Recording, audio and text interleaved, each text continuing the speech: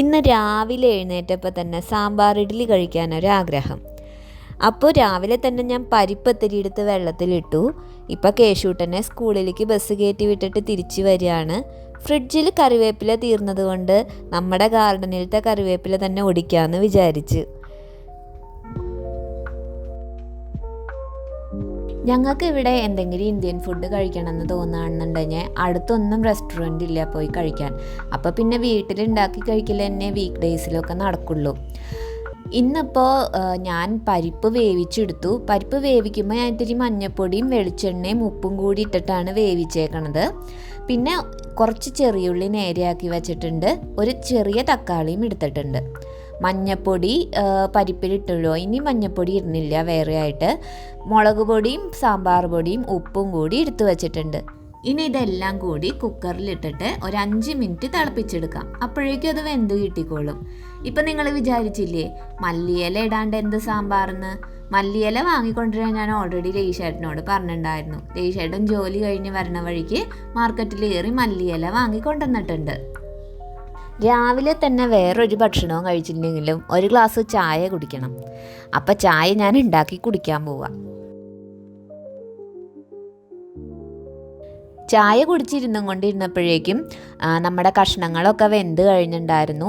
അത് തിളച്ചപ്പോൾ നന്നായി വെന്ത് തിളച്ച് കഴിഞ്ഞപ്പോൾ ഞാൻ അതിലേക്ക് കടുകും മുളകും കറിവേപ്പിലയും കൂടി വറുത്തിട്ടു. അത് നേരത്തെ ഞാൻ പുളിവെള്ളം ഒഴിക്കണ കാര്യം പറയാൻ മറന്നതായിരുന്നു. അതും കൂടി ഒഴിച്ചിട്ടായിരുന്നു എല്ലാം തിളപ്പിച്ചെടുത്തത്. കടുക് വറുത്തിട്ട് കഴിഞ്ഞപ്പോഴേക്കും ഞാൻ അതിൽ കുറച്ച് മല്ലിയിലയും കൂടി ഇട്ടു. മല്ലിയില ഇടുമ്പോഴാണ് അതിൻ്റെ ആ ഫ്ലേവർ വരിക. കുറച്ച് നേരം മല്ലിയില ഇട്ടിട്ട് ആ സാമ്പാർ അവിടെ ഇരിക്കണം. ഇനിയാണ് എൻ്റെ സാമ്പാർ ഇഡ്ഡലി ആവാൻ പോകുന്നത്. ഞാൻ ഓൾറെഡി തന്നെ ഇഡ്ഡലിയൊക്കെ വേവിച്ച് വെച്ചിട്ടുണ്ടായിരുന്നു. അതിലേക്ക് ഇനി കുറേ സാമ്പാർ ഞാൻ കോരി ഒഴിക്കാൻ പോവാണ്.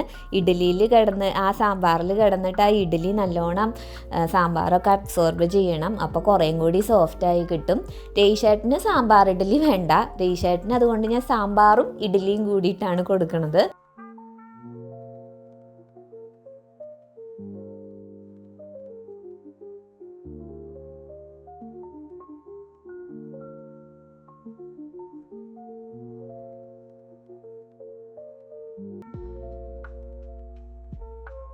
ഞാൻ ഉണ്ടാക്കിയത് കൊണ്ട് പറയല്ല, സാമ്പാർ ഇഡ്ഡലി നല്ല സ്വാദുണ്ടായിരുന്നു. ആ മല്ലിയിലയുടെയൊക്കെ ഫ്ലേവർ നല്ലവണ്ണം പിടിച്ചിട്ടുണ്ട് സാമ്പാറിൽ. രേഷേട്ടനും സാമ്പാറും ഇഡ്ഡലിയും കൂടി കഴിക്കാൻ നല്ല ഇഷ്ടമായി എന്നാണ് പറഞ്ഞത്.